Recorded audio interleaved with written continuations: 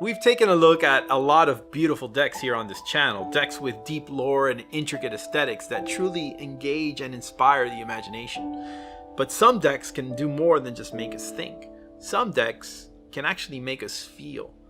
I love the TV show Mad Men that was on AMC a few years ago. The main character Don Draper said something once that's pretty relevant. There's the rare occasion when the public can be engaged on a level beyond flash, if they have a sentimental bond with the product. My first job, I was in-house at a fur company with this old pro copywriter, Greek, named Teddy. Teddy told me that the most important idea in advertising is new. It creates an itch. But he also talked about a deeper bond with the product. Nostalgia. It's delicate but potent. Teddy told me that in Greek, nostalgia literally means the pain from an old wound. It's a twinge in your heart far more powerful than memory alone. It goes backwards and forwards, and it takes us to a place where we ache to go again. How the hell does an inanimate object make you feel something? This deck, the Bicycle Wind-Up deck, takes you on a journey forwards and backwards like a carousel.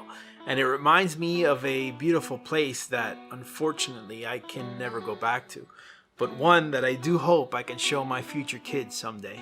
The Bicycle Wind-Up deck was produced by Spade & Company. That's right, 4 A's in Spade, meant perhaps to represent the 4 aces of the deck.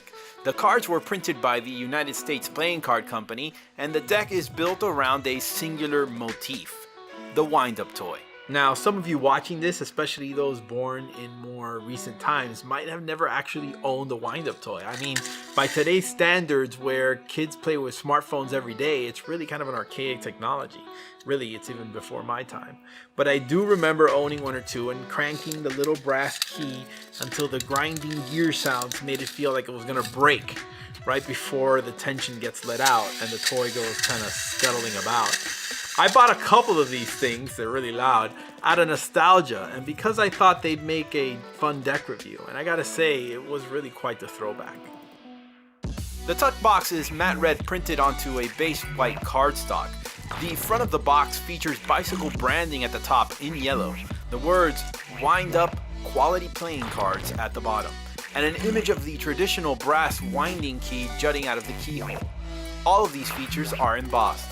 The sides of the box feature the copy "Wind to Move" on one side and "Move to Wind" on the other. The bottom has the traditional ad copy and the Spade & Company logo. The top of the box reads "Classic Wind-Up Toys Playing Cards." The tongue flap also has some additional copyright info. The back of the box features the embossed image found on the card backs, 2 mirrored wind-up keys with a small yellow keyhole in the center.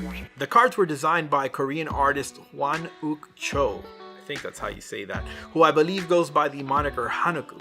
The art style is irreverently quirky and timeless. There's a real children's book quality to it that makes me remember fonder days.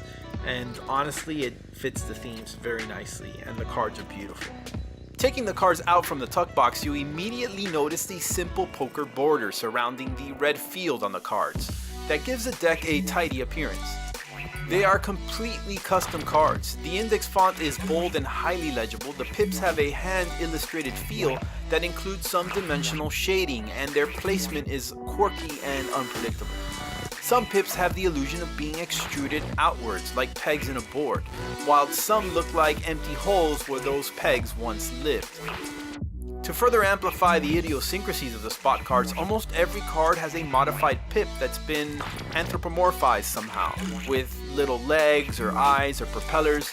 Some of these standouts include the 4 of Hearts balloon pip, the 5 of Spades penguin, and my absolute favorite, the symbol playing monkey on the 4 of clubs, which of course looks familiar.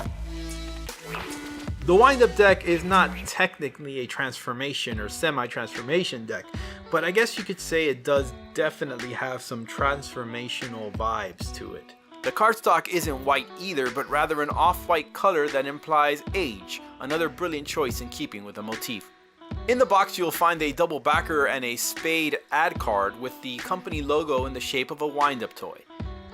and two nearly identical Jokers featuring what looks like a two-way image of a jester riding a colorful cart being pulled along by a pajama-wearing king. Just absolutely wild stuff. Anyway, the only difference seems to be that on one Joker, the king wears the crown even as he's being whipped onward, and in the other, the jester's taking it for himself and holds it aloft. The art on these is just simply fantastic, and really it only gets better.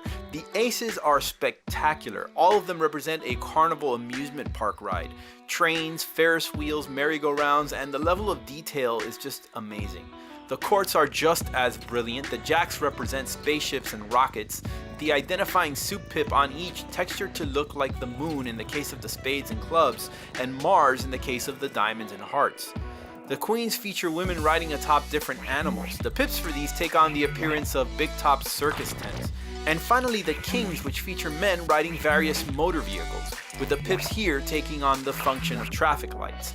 A nice little attention to detail was made by having the red spotlights lit up on the hearts and diamonds, whilst the spades and club pips have green for go.